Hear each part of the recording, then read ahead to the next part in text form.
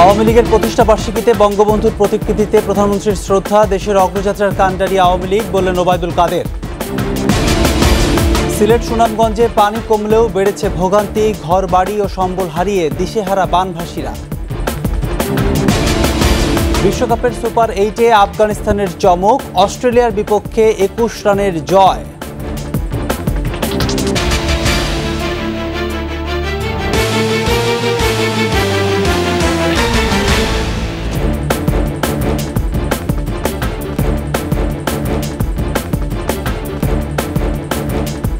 শুনছিলেন first security ইসলামী bank PLC সংবাদ শিরোনাম। আমন্ত্রণ দুপুর 2টার 21 সংবাদে, সাথে আছি আমি প্রণব চক্রবর্তী। দর্শক, 21 টেলিভিশনের সংবাদ একই সাথে সরাসরি দেখতে পাবেন আমাদের ফেসবুক পেজ www.facebook.com/2124 অনলাইন।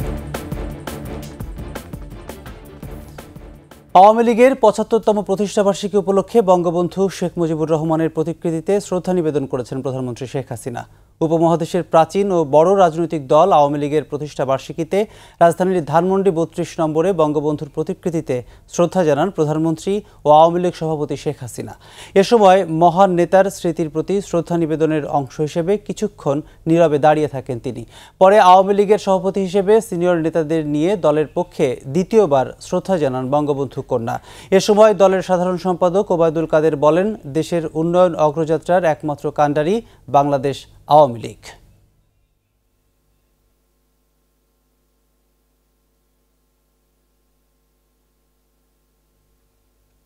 পণ্য চোরারা ভাওতাবাজি করে আমাদের আজকে সাম্প্রদায়িক জঙ্গিবাদী শক্তি আমাদের অভিন্ন শত্রু। এই অভিন্ন শত্রু বিএনপির নেতৃত্বে ঐক্যবদ্ধ। আমাদের আজকে অঙ্গীকার, আমাদের আজকের শপথ, এই অপশক্তিকে পরাজিত করতে হবে। দর্শক, আওয়ামী লীগের প্রতিষ্ঠাবার্ষিকী উপলক্ষে রাজধানীর সোহরাওয়ার্দী উদ্যানে চলছে সমাবেশ। বিকেলে বক্তব্য রাখবেন প্রধানমন্ত্রী শেখ হাসিনা। এই মুহূর্তে সেখান থেকে সরাসরি যুক্ত হচ্ছেন সহকর্মী মাহমুদ হাসান। মাহমুদ, আপনার কাছে একটু জানতে চাই, জনসভায় লোক সমাগম আপনি কেমন দেখছেন এবং প্রধানমন্ত্রী আসলে কি ধরনের বক্তব্য রাখবেন সে বিষয়ে কোনো বিষয় জানতে পেরেছেন কিনা আপনি এখনো পর্যন্ত? আপনাকে ধন্যবাদ। আপনি জানেন যে আওয়ামী লীগের আজ 75তম প্রতিষ্ঠাবার্ষিকী। এই প্রতিষ্ঠাবার্ষিকী উপলক্ষে রাজধানীর যে সোহরাওয়ার্দী উদ্যান আছে সেখানে বিশাল জনসভার আয়োজন করা হয়েছে। মাননীয় প্রধানমন্ত্রী আর কিছুক্ষণ পর সেই জনসভায় তার বক্তব্য রাখবেন। সেই বক্তব্য শোনার জন্য সারা দেশ থেকে নেতাকর্মীরা কিন্তু এই সোহরাওয়ার্দী উদ্যানে প্রায় সকাল থেকেই তাদের আনাগোনা আমরা দেখতে পাচ্ছি। উদ্যানে প্রবেশ করছে। আমি ঠিক এই মুহূর্তে পিএসসির যে প্রবেশ পথটি আছে সেখানে অবস্থান করছি। আমি যদি একটু দেখাতে চাই, ঠিক আমার পিছন দিয়ে এই গেটটিতে যদি আপনারা একটু দেখেন যে এখানে নেতা কর্মীরা কিন্তু ভিতরে প্রবেশের জন্য অধীর আগ্রহে অপেক্ষা করছে এবং লোকের সংখ্যা এবং নেতাকর্মীদের সংখ্যা বেড়ে যাওয়ায় যেতেও কিন্তু বেশ খানিকটা সময় লাগছে। তো এইভাবেই কিন্তু ঢাকা এবং ঢাকার বাইরে থেকে আশেপাশে যারা আওয়ামী লীগের নেতা কর্মীরা আছেন তারা এই 75তম প্রতিষ্ঠা বার্ষিকীতে যোগ দেওয়ার জন্য, প্রধানমন্ত্রীর নির্দেশনামূলক বক্তব্য শোনার জন্য এখন পর্যন্ত লাইন দিয়ে অধীর আগ্রহে অপেক্ষা করছেন ভিতরে প্রবেশ করার জন্য। তো প্রণব, এটাই ছিল আমার কাছে এখনকার মতো সর্বশেষ। মাহমুদ, আপনি থাকুন সেখানে, পরবর্তীতে নিশ্চয়ই আমরা আবার আপনার সাথে যোগাযোগ করব। দর্শক, সোহরাওয়ার্দী উদ্যান থেকে আমাদের সাথে যুক্ত ছিলেন সহকর্মী মাহমুদ হাসান। মুক্তিযুদ্ধের নেতৃত্ব দেয়া রাজনৈতিক দল বাংলাদেশ আওয়ামী লীগ পা রাখল 75 বছরে। দীর্ঘ এ পথ চলায় 1975 সালের 15 আগস্ট জাতির পিতাকে সপরিবারে হত্যা করে আওয়ামী লীগকে ধ্বংস করে দিতে চেয়েছিল ষড়যন্ত্রকারীরা। শত আঘাতের পরও শেখ হাসিনার হাত ধরে উঠে দাঁড়ায় আওয়ামী লীগ। ভোট বাতের সংগ্রাম শেষে নানা অর্জন এই আওয়ামী লীগের হাত ধরেই। বিস্তারিত থাকছে রিপোর্টে। পাকিস্তান সৃষ্টির পরপরই বাঙালির স্বপ্নভঙ্গ। শোষণ বঞ্চনার বিরুদ্ধে দাঁড়াতে 1949 সালের 23 জুন রোজ গার্ডেনে জন্ম পূর্ব পাকিস্তান আওয়ামী মুসলিম লীগের। মাওলানা আব্দুল হামিদ খান ভাসানী সভাপতি, শামসুল হক সাধারণ সম্পাদক এবং কারাগারে থাকা অবস্থায় তরুণ নেতা শেখ মুজিবুর রহমান যুগ্ম সম্পাদক নির্বাচিত হন। 1952 সালে শেখ মুজিবুর রহমান ভারপ্রাপ্ত সাধারণ সম্পাদক হন। পরের বছর সম্মেলনেই সাধারণ সম্পাদক। ৬৬ সাল পর্যন্ত ১৩ বছর সংগঠনের সাধারণ সম্পাদকের দায়িত্ব পালন করেন বঙ্গবন্ধু। আত্মপ্রকাশের ৬ বছরের মাথায় মুসলিম শব্দটি বাদ দিয়ে দলের নাম হয় পূর্ব পাকিস্তান আওয়ামী লীগ। 19৫৭ সালে পররাষ্ট্র নীতি নিয়ে বিরোধে মাওলানা ভাসানী দল থেকে বেরিয়ে কাকমারি সম্মেলনে ন্যাশনাল আওয়ামী পার্টি গঠন করেন। ৬৬ সম্মেলনে বঙ্গবন্ধু সভাপতি ও তাজউদ্দিন আহমেদ হন আওয়ামী লীগের সাধারণ সম্পাদক। ৬৬-র ৬ দফার আন্দোলন, ৬৯-এর গণ অভ্যুত্থান, বঙ্গবন্ধুর স্বাধীনতা ঘোষণা, ৯ মাসের মুক্তিযুদ্ধ, স্বাধীনতা সবই আওয়ামী লীগের হাত ধরে। এইভাবে আন্দোলনের মধ্য দিয়ে কিন্তু আওয়ামী লীগের সৃষ্টি এবং জনপ্রিয়তা ক্রমান্বয়ে বৃদ্ধি পেয়েছে এবং জনগণের সাথে সম্পৃক্ততা বৃদ্ধি পেয়েছে। আওয়ামী লীগ জনগণের সংগঠন হিসাবে মানুষের এই বাঙালিদের দাবি দেওয়া প্রতিষ্ঠার একমাত্র সংগঠন হিসাবে মানুষের কাছে পরিগণিত হয়ে আসছে। স্বাধীন বাংলাদেশ, যুদ্ধবিধ্বস্ত দেশকে গড়ে তুলছেন জাতির পিতা। শুরু হলো ষড়যন্ত্র। ৭৫-এর কাল রাতে সপরিবারে হত্যা করা হলো জাতির পিতাকে। আবারও সূর্যগ্রহণ, সামরিক স্বৈরাচারের বুটের নিচে পিষ্ট গণতন্ত্র। কঠিন সময়ে সংগঠনের ভারপ্রাপ্ত সভাপতির দায়িত্ব পালন করেছেন জোহরা তাজউদ্দিন। ৮১ সালে আওয়ামী লীগের সভাপতি নির্বাচিত হয়ে বঙ্গবন্ধু কন্যা শেখ হাসিনা দেশে ফিরলেন। সরতে শুরু করল রাজনীতির আকাশের জমাট বাঁধা কালো মেঘ। স্বৈরাচার হটিয়ে গণতন্ত্র পুনরুদ্ধার। বারবার আওয়ামী লীগের উপর আঘাত এসেছে, ঘুরে দাঁড়িয়েছে দলটি। এই বাংলাদেশের মানুষের স্বপ্ন পূরণের লক্ষ্যে, আগামীর বাংলাদেশকে নেতৃত্ব দেওয়ার লক্ষ্যে দেশরত্ন শেখ হাসিনার নেতৃত্বে আমরা তরুণ সমাজকে গড়ে তুলছি। সততার সাথে, নিষ্ঠার সাথে দেশকে ভালোবাসতে হবে, দুর্নীতির বিরুদ্ধে লড়তে হবে।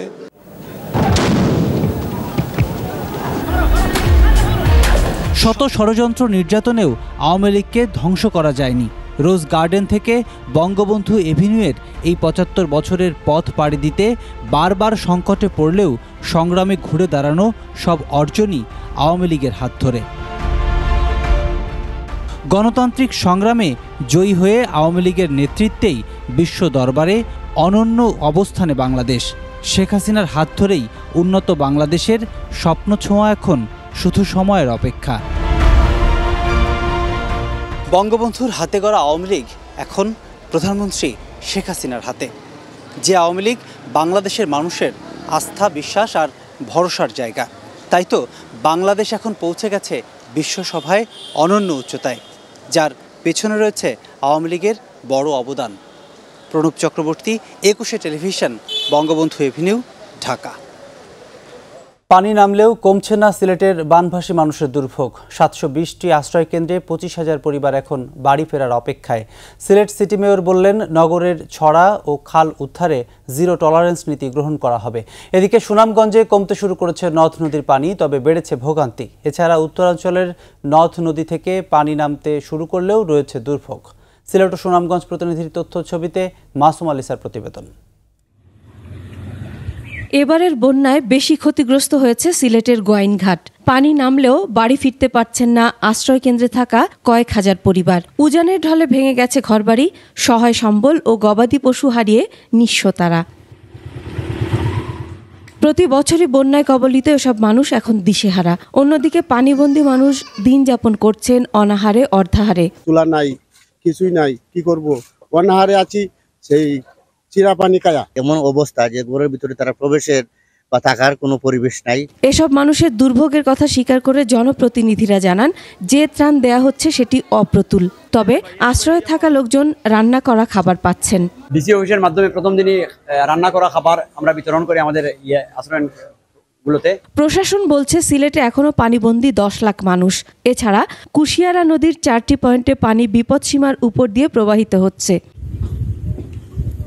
এদিকে সিলেট সিটি মেয়র বলেন, পানি নেমে গেলে সিলেট বাঁচাও, নগর বাঁচাও কর্মসূচি নিয়ে ছড়া ও খাল উদ্ধারে কার্যক্রম শুরু হবে। যেখান থেকে উৎপত্তি হয়েছে সেখান থেকে সমস্ত ছড়া উদ্ধার, খনন সহ আমরা সুরমা নদী নিয়ে যাই। সুরমা নদীর খনন এবং খালি সিটি এলাকা, সিটি কর্পোরেশন এলাকা খনন করলে হবে না, এটাকে উৎপত্তি যেখান থেকে হয়েছে সব এলাকায় করতে হবে। অপরদিকে সুনামগঞ্জে দ্রুত কমছে নদ নদীর পানি, পরিস্থিতির উন্নতি হলেও বাড়ছে ভোগান্তি। অনেকের বাড়িঘর ক্ষতিগ্রস্ত হয়েছে, ভেসে গেছে গোলার ধান, হাঁস মুরগির খামার ও পুকুরের মাছ। এদিকে পানি কমতে থাকায় অনেকেই ঘরবাড়ি মেরামতের জন্য কাজ শুরু করেছেন। রয়েছে প্রান্তিক মানুষের খাবার ও বিশুদ্ধ পানির সংকট। আমাদের ঘরবাড়ি, গবাদি পশু পাখি অনেক কিছু মারা গেছে। তারপর আমাদের কিছু লোক এইখানে ত্রাণও পাচ্ছে না, বিশুদ্ধ পানিও পাচ্ছে না। আমার আট আছিল 40টা, 800 গেছে কি বেশি। তারপরে মুরগি মইরা টইরা সব শেষ। পানি উন্নয়ন বোর্ড বলছে ইতিমধ্যে নিম্নাঞ্চল থেকে পানি সরতে শুরু করেছে। আগামী 24 ঘন্টার মধ্যে সুনামগঞ্জে বন্যা পরিস্থিতি স্বাভাবিক হবে। বন্যা পরিস্থিতি উন্নতি হচ্ছে এবং যেসব জায়গায় পানি ঢুকে গেছিল সেগুলো নামতে শুরু করেছে। আমরা আশা করতেছি আগামী 24 ঘন্টার ভিতরে সুনামগঞ্জের বন্যা পরিস্থিতি স্বাভাবিক হবে। কাজকর্ম না থাকায় মানবেতর জীবনযাপন করছেন বন্যা কবলিত এলাকার মানুষ। কুড়িগ্রামে ধীর গতিতে নামছে নদ নদীর পানি। বন্যা পরিস্থিতির কিছুটা উন্নতি হলেও চর, দ্বীপচর ও নিম্নাঞ্চলের বাড়িঘরে পানি জমে থাকা ও কাঁচা পাকা সড়ক তলিয়ে যাওয়ায় দুর্ভোগে বানভাসীরা। মাসুম আলিসা, 21 টেলিভিশন। নিচ্ছি বিরতি, যখন ফিরছি তখন থাকছে। 53 দিন পর খুলল কুমিল্লা বিশ্ববিদ্যালয়। প্রতিদিন 2 ঘন্টা কর্মবিরতি পালন করবেন শিক্ষকরা।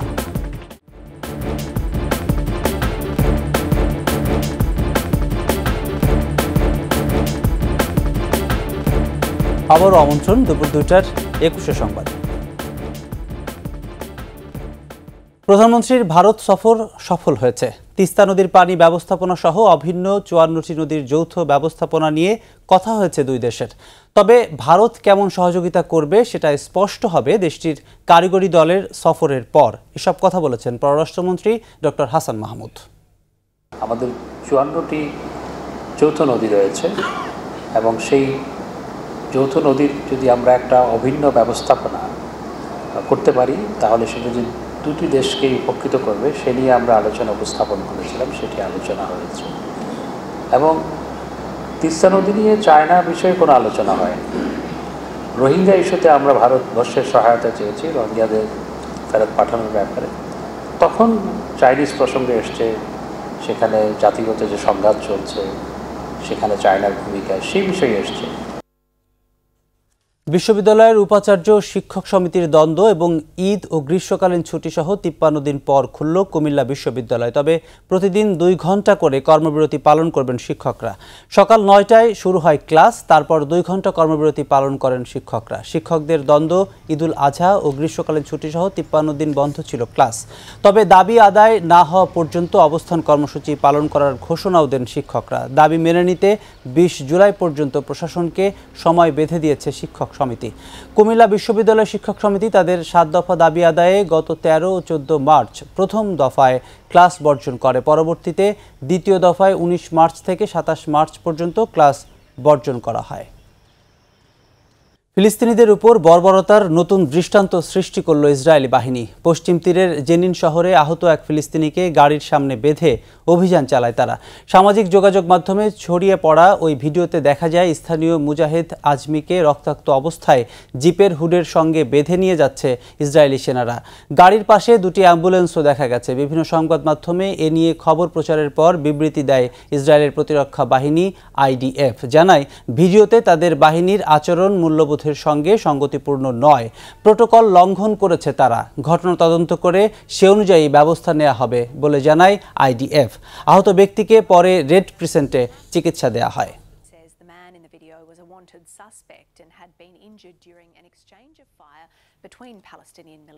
সৌদি আরবে এবার হজ পালন করতে গিয়ে তাপদাহে মৃত্যুর ঘটনায় বেআইনিভাবে ভ্রমণের ব্যবস্থা করেছে এমন ট্রাভেল এজেন্সিগুলোকে বিচারের আওতায় আনছে মিশর। মিশরের প্রধানমন্ত্রী মোস্তফা মাতবৌলি এরই মধ্যে 16টি পর্যটন সংস্থার লাইসেন্স কেড়ে নেওয়ার নির্দেশ দিয়েছেন। একই সঙ্গে ওই সব সংস্থার ব্যবস্থাপককে জরিমানা করারও নির্দেশ দেন তিনি। এবার হজে গিয়ে মারা যাওয়া ব্যক্তিদের মধ্যে 658 জন মিশরের, এর মধ্যে 630 জনই সরকারিভাবে নিবন্ধিত নয়। এরা সবাই ট্রাভেল এজেন্সির মাধ্যমে ব্যক্তিগত ভিসায় হজ করতে যান। এ কারণে তীব্র তাপদাহ মোকাবেলায় পর্যাপ্ত সুযোগ সুবিধা পাননি হাজিরা। এত বিপুল সংখ্যক মিশরীয় হাজির মৃত্যুর জন্য ওই ট্রাভেল এজেন্সিকে দায়ী করছে মিশরের সরকার। এরই সাথে শেষ করছি দুপুর 2টার 21 সংবাদ। যাবার আগে ফার্স্ট সিকিউরিটি ইসলামী ব্যাংক পিএলসি সংবাদ শিরোনামগুলো আরও একবার। আওয়ামী লীগের প্রতিষ্ঠা বার্ষিকীতে বঙ্গবন্ধুর প্রতিকৃতিতে প্রধানমন্ত্রীর শ্রদ্ধা, দেশের অগ্রযাত্রার কাণ্ডারি আওয়ামী লীগ, বললেন ওবায়দুল কাদের।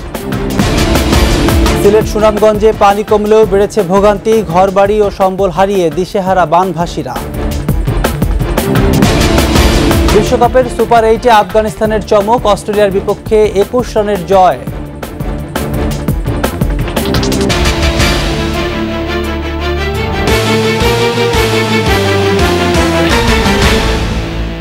দর্শক, সর্বশেষ সংবাদ জানতে ডায়াল করুন 2021 নম্বরে, আর ভিজিট করুন 21tv.com এই ওয়েবসাইটে। এছাড়া ফেসবুকে ভিজিট করতে পারেন www.facebook.com/2124 অনলাইনে।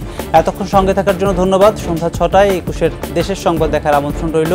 21-এর সাথেই থাকুন।